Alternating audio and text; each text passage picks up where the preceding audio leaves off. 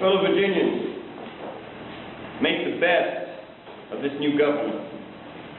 Make the best of this new Constitution. Say it is composed of anything you would like. Anything but inspiration. You ought to be careful.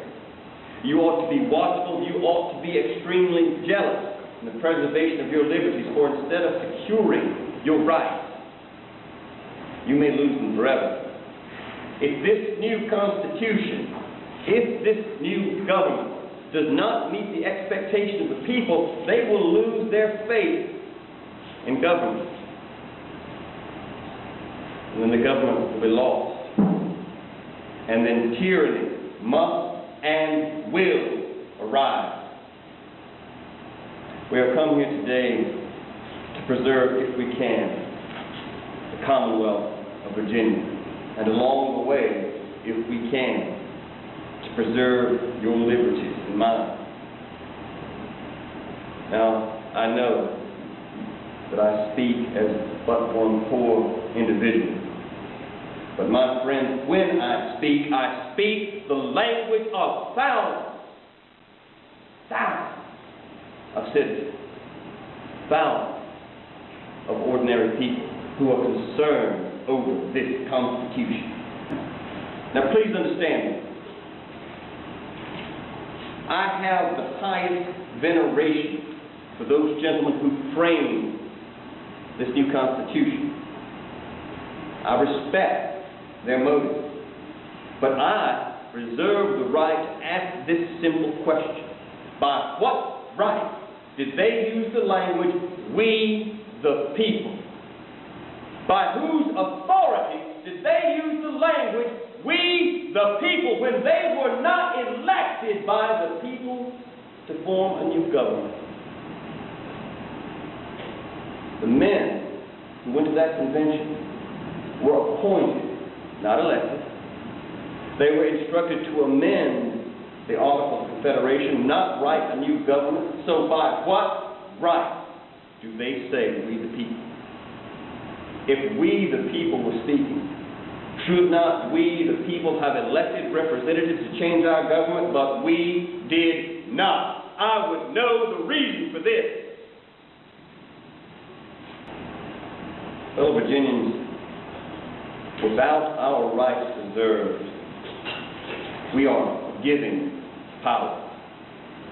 The government is getting power. And you may judge for yourself who will come off the better in that exchange. Liberty is the most powerful of our earthly blessings. Leave us but this one jewel, liberty, and you may take all other things from us, and we shall count ourselves happy.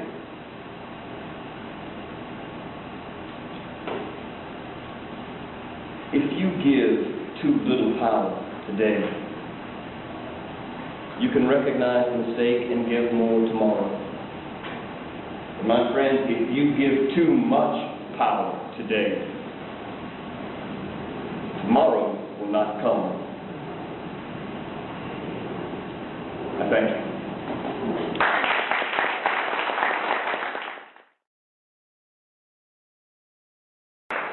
And now, by the simple expedient of removing this wig, I am no longer Patrick Henry. Tim Johnston, the manager of first-person interpretation here at Mount Vernon, and will now take any questions you might have about the program you just saw. Yes, ma'am. Are you a friend of George Mason?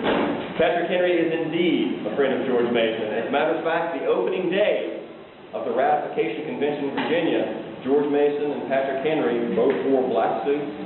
They linked arm in arm and walked together to the assembly. They presented a united front, as we'd say. Now, what you've got to remember here, in the summer of 1788, 8 states have ratified the Constitution. If one more state ratifies it, it's the law. It's done. And right here in June of '88, Virginia, New York, and New Hampshire are all three having conventions to decide if they're going to be a part of this Constitution. And they're writing letters back and forth, the historical record's there. Everyone's writing, are you gonna, I don't know, you gonna write that? I don't know, Patrick Henry's making trouble, it might not pass, we don't know what's gonna happen. These letters are going back and forth, and had Virginia, in mid-June, been swayed by Patrick Henry's argument, and it was a close thing, and had they rejected it, first off, you've got the richest and most populous state rejecting being a part of the United States.